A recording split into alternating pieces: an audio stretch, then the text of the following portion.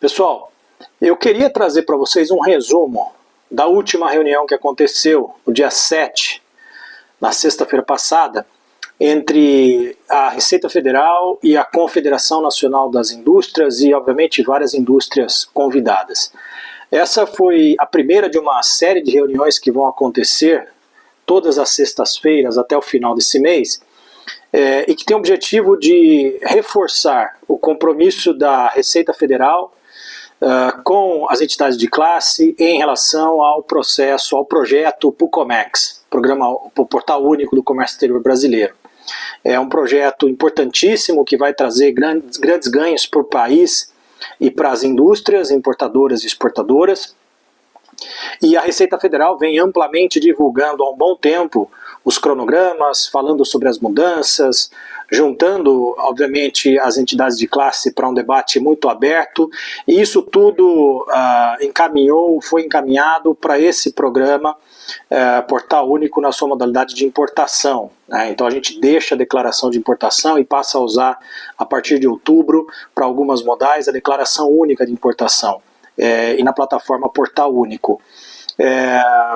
Na sexta-feira, então, teve uma reunião e me comprometi com alguns clientes de fazer um breve alinhamento, um resumo do que foi discutido. Porventura, se você não teve a oportunidade de participar, segue aqui um resumo sobre os pontos debatidos.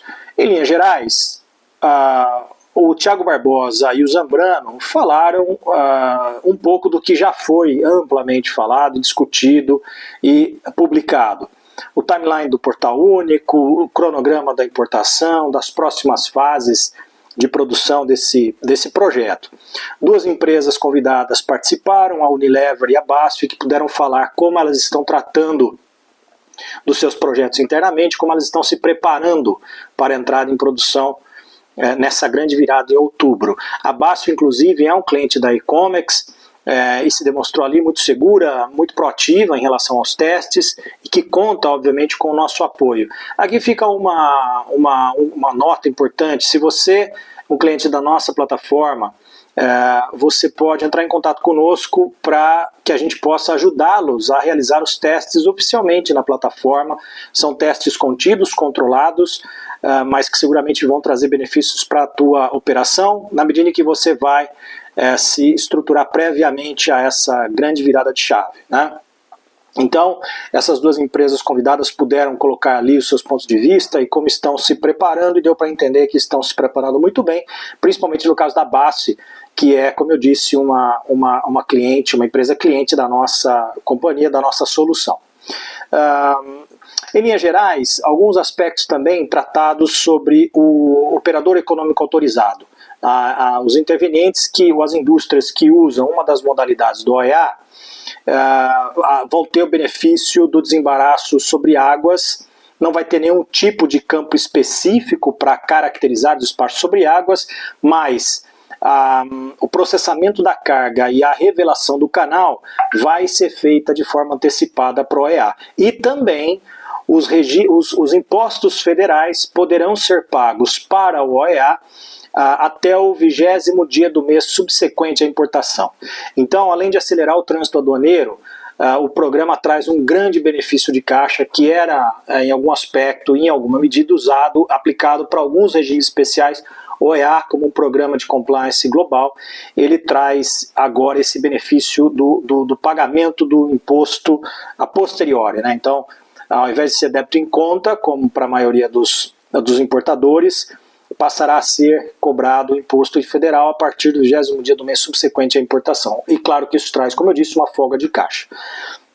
Então, se você tem curiosidade sobre o regime OEA, quer entender um pouco mais sobre o OEA, a gente também tem uma bela plataforma que ampara vocês na obtenção desse regime, e uma parceria muito boa com a KPMG, que também pode ajudar vocês a realizar o pleito e todo o processo de implementação do regime OEA, que é um processo amplo na companhia como um todo, né? Então a gente tem boas referências sobre isso.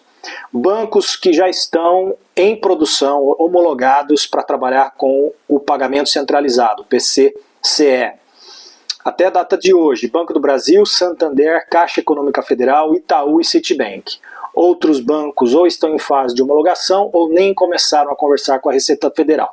E esse é um ponto importante porque, a depender do banco que você usa para o pagamento dos impostos, recolhimento de alguma DARF, alguma guia, você pode ter problema na virada de produção em outubro se esse banco não estiver amplamente homologado, né? O cronograma foi distribuído, então não tem segredo. A partir de outubro a dezembro, aqui existe um compromisso da Receita Federal para entrar em produção com escopo focando nos embarques marítimos sem anuência, de janeiro a julho de 25 nos embarques aéreos com anuência, e a partir de julho a dezembro de 25 a modal terrestre e Zona Franca de Manaus. Então é importante se atentar a essas datas para que não haja, vocês não tenham nenhum problema no processo de desembaraço de vocês. Existe um formulário que foi criado pela Receita Federal para as empresas que estão participando dos testes ativamente poderem registrar os erros que estão acontecendo. Então vai ter essa interlocução direta com a Receita para o registro dos erros que acontecerem ao longo do processo. Por isso é importante você manifestar o seu desejo de participar dos testes. A gente pode apoiar vocês nessa jornada, tá?